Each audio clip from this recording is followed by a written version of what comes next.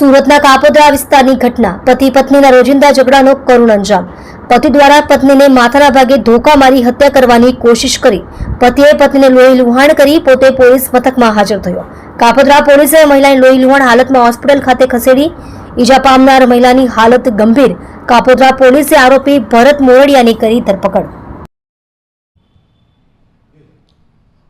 ગઈ તારીખ 10/9/2024ના રોજ કાપોદ્રા પોલીસ સ્ટેશન હદના શ્રીજીનગર વિભાગ 2 સોસાયટીમાં પતિએ પત્નીને કપડાં ધોવાના ધોકા વડે માથામાં ગંભીર ઈજાઓ પહોંચાડેલ હોય અને મરણતોલ ફટકા મારેલ હોય, જે અન્વયે આ કામના આરોપી ભરતભાઈ વલ્લભભાઈ મોરડિયા રહેવાસી શ્રીજીનગર વિભાગ 2 સાગર રોડ કાપોદ્રા સુરતનાઓ પોલીસ સ્ટેશન આવી પોતે જાહેરાત એવી કરેલ કે મારી પત્ની સાથે મારે અવારનવાર ઝઘડો થતો હોય અને એ મને માનસિક ત્રાસ આપતી હોય અને મારા બાળકોને પણ પરેશાન કરતી હોય।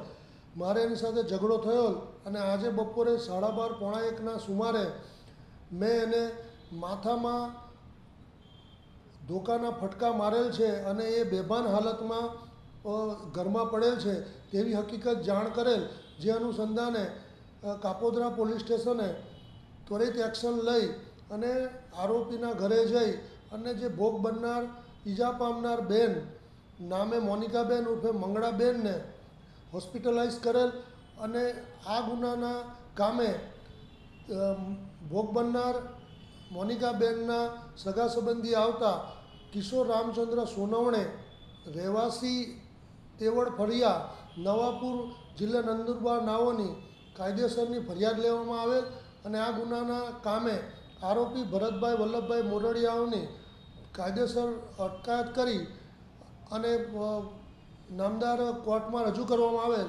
ઉપરોક્ત ગુનાની તપાસ પોઈન્ટ શ્રી MB અવસુરા કાપોદ્રા પોસ્ટેનાઓ હાલ કરી રહેલ છે।